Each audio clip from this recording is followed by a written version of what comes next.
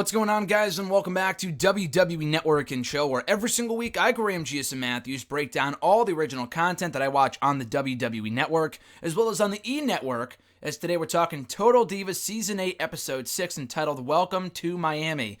Usually I break down these reviews in like 3 parts, because usually there's like 3 separate stories, like one with one group of women, one with another group, and then one on like Naomi or Natalya or Nia Jax or whatever. This episode was really one giant story, as all the girls, the entire cast, with the exception of Trinity, Naomi, I don't know where she was. Maybe they said that at the start of the episode and I just missed it. She was the only one, a part of the current cast, that was not on this trip to Miami. But it was really just kind of one big party from start to finish. And there are a few, side stories with Nikki Bella and Brie Bella and Nia Jax and Natalya. But overall, it was really just kind of one giant episode, so I'm not even going to bother breaking it down like story by story, but rather just kind of a play-by-play like I used to. So the entire purpose of this trip is to celebrate the birthdays of Nia Jax and Natalya. I looked it up. I think Natty's birthday was on May 27th, and then Nia Jax's birthday was on May 29th. So that kind of sets the stage for, gives you an idea of when this episode took place. So they go to Miami. They take one giant trip to Miami. Like I said, I have no idea where Trinity was. They did not explain her absence from the episode. Nia initially is not excited about it. She would really just rather stay home, celebrate the birthday with the family. She's not really much of a party girl. Plus, she's been going hard ever since becoming Raw Women's Champion back at WrestleMania 34. She wants to spend time in her new house that we got an entire episode on last episode. But both girls are celebrating their birthdays, and they figured, I think the Bella Twins are kind of in charge of the whole birthday bash, as well as Lana and Paige and whoever else. So they assume, if they kind of have control of it, then it's going to be a fun time, and spending it with the girls and spending it with their friends should be an absolute blast. So, anyway, the superstars, I think they're backstage at Raw. The backstage superstars celebrate Nia Jax's birthday with some cake, and Charlie Caruso is there, maybe Titus O'Neil, a few others. Nikki is happy to be in Miami and excited to make it a party week all week long. They bring in a bartender, some guy they hired off a modeling website, a guy named Brandon, who's like 21 years old, he says. So obviously, nothing really happens with him. He seems like a decent guy, but he is the same guy that they showed in the advertising flirting with Nikki. Like, the advertising not only for this episode, but the entire season. And I'll talk about why that was a deceiving shot that they included at the start of Season 8, because it really led to nothing whatsoever. It was a red herring of sorts. So, anyway, Nikki promises some big surprises for Nia and Natty. Brie's like, oh shit, why didn't I know about these surprises? Now I need a surprise of my own. So she kind of feels bad about that. Nikki feels like a prisoner due to the paparazzi, bombarding her all the time. There's really not that many cameras, but outside of their beach house or party house, whatever the fuck it is, there's some people taking pictures and videos and stuff of the girls up at the house, so you kind of have to expect that type of thing. When you see the cameras, I'm sure that obviously we can't see the cameras because the cameras are shooting the show, but when people see cameras, they know that a TV show is being filmed, so whether they know that they're WWE superstars or not, people are just going to take pictures regardless. They're in fucking Miami. They're in one of the biggest tourist attractions in the country. So, very clearly, they should kind of imply that paparazzi will follow them. It's part of the job. I mean, obviously, Nikki right now is very vulnerable to that, coming off the breakup with John Cena, but not that she doesn't expect it, but I'm not saying that she's in the wrong here, but to me, it seems like it's just only academic for people to follow them with cameras and whatnot, just given their social status as superstars in WWE. So anyway, Lana does shots with the bartender. Nikki talks with the bartender and finds out, like I said, that he's 21, and she says, oh, I'm 34, about to go on 35. Brie, meanwhile, has to do some mom things over the phone. I mean, she may be away from Birdie Joe, but she still has to kind of take care of some things at home over the phone with Daniel Bryan, I'm sure. Lana, meanwhile, is so drunk, although she says she's tipsy. She's pretty out there. She's pretty fucking blasted here. She walks into a glass door, which I know we've all done at one point or another. But when Lana did it, it was pretty funny. And they also caught it on camera too, and they showed a replay even, which was amazing. So that was great. Maybe not so great for Lana. It was embarrassing, but great for the viewers. So the girls get Nia and Natty. One of their first big gifts for him is a Lamborghini. They go out and drive it around the town. They're like, Nia's like, oh, I don't really care too much about cars, but hey, it's cool. Their next gift is going to some sushi restaurant or something like that, and there's fish all over the place on this naked fucking guy just laying down at some board or something. Like, there's sushi all over his naked body. And then there's like a leaf covering his penis. It's like, does anyone find this like attractive or like whatever? I think that was the point. But it just comes across as really fucking weird and gross. They were like, oh, Paige is joking, like, oh, he shaves his legs better than I do, whatever. But it's like, still, to eat food like that off of some guy's body that you've never even met before is pretty fucking gross. So thankfully that all the women are disgusted by it. None of them actually go through with it. They feel bad for the guy who's laying there with the food on him, and they don't have any of the food, but they feel bad for him. It's pretty fucking gross. Nothing on him, but it was a pretty bad idea in the first place. And then a man in a fairy costume comes in. It's like, this shit is going downhill fast. Like, what the hell were the girls thinking when they put this shit together?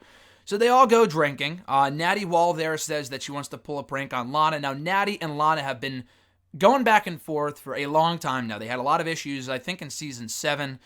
They were always at odds with each other. They're really not the greatest friends. They get along, but, you know, especially coming off of last episode's altercation between the two, it's really not all that surprising they would want to play some pranks on each other. So their big prank is crashing Lana's hotel room first thing in the morning, going in there, throwing pie in her face. I'd be pretty fucking pissed. And they even admitted that if it was Nia Jax who was in that position, she would have killed them all. But because it's Lana, she'll get over it, whatever. What made it worse for Lana was that she had no clue what the fuck was going on. She was still plastered from the night prior. So she's just kind of laying there, taking it all in, has no idea what the fuck is going on. And then she vows to get back at Natty, and she does by going up to her and pouring wine all over her head and whatever, and they just kind of go back and forth. So they feel bad for each other. Natty apologizes to Lana over text. Thankfully, nothing major comes out of this. They don't take it too seriously like they did at their last vacation. I don't know where that was, but I forgot.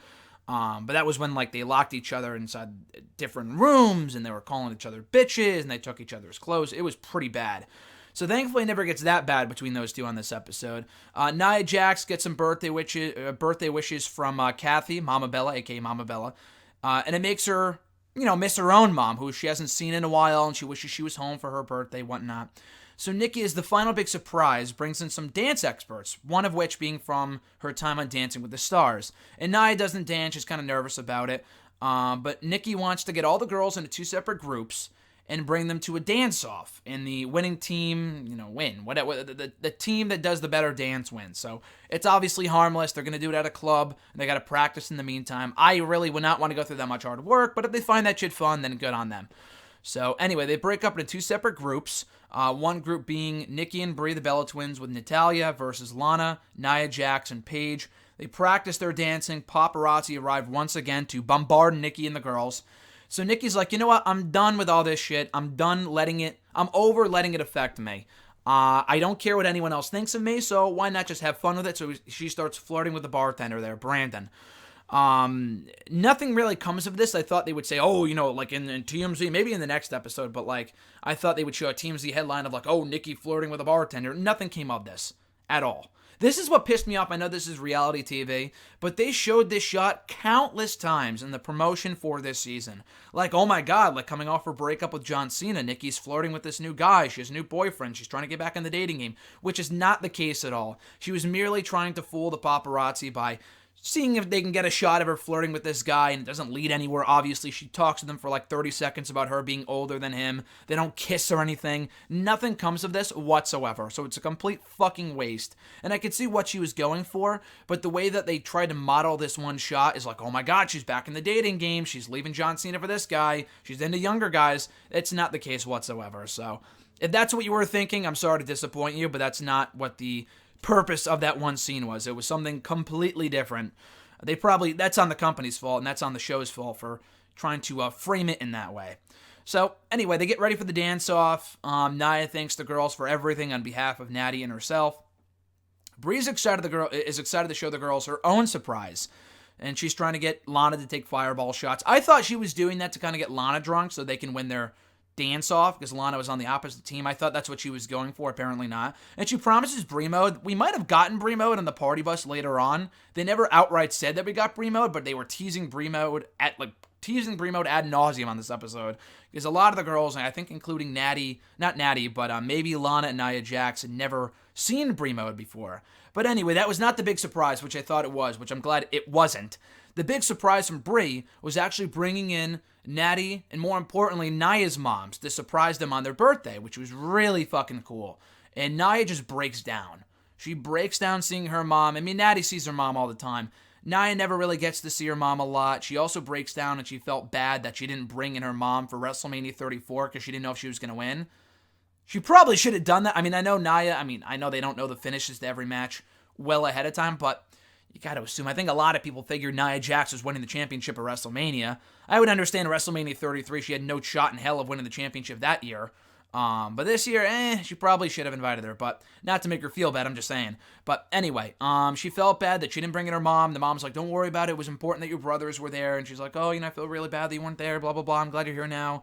And they just kind of cry and bond over that, which is cool. And then Brie sees that special mother-daughter relationship, and she kind of wants to have that with Birdie Joe when she gets older. So they get a party bus. They go crazy. Natty calls it one of the most memorable birthdays of her life. They do the dance-off. Nikki loves to see how confident Nia Jax is. Nia's team wins. Both teams do pretty well, in their defense. I think, to their credit, they both do fairly well considering the circumstances and that they didn't have too much time to prepare. And then Nia calls it the most epic birthday of her entire life, and they all kiss and hug to end the episode. So I enjoyed this. It was a fun episode. No real drama. Some little small stories with Nikki, kind of with Brie with the mom stuff. Largely with Nia and Natty celebrating their birthdays. It was cool. It was a nice, fun episode doing a lot of dumb shit, but you can only expect that type of shit from the cast of Total Divas. So again, enjoyed the episode. Be sure to check it out on the E! Network. Season 8, Episode 6 of Total Divas, entitled Welcome to Miami. Welcome to Miami. Next week, we'll have another all-new edition, all-new review of Total Divas. So stay tuned here to the channel for more on that. Should be up on Friday or Saturday of next week.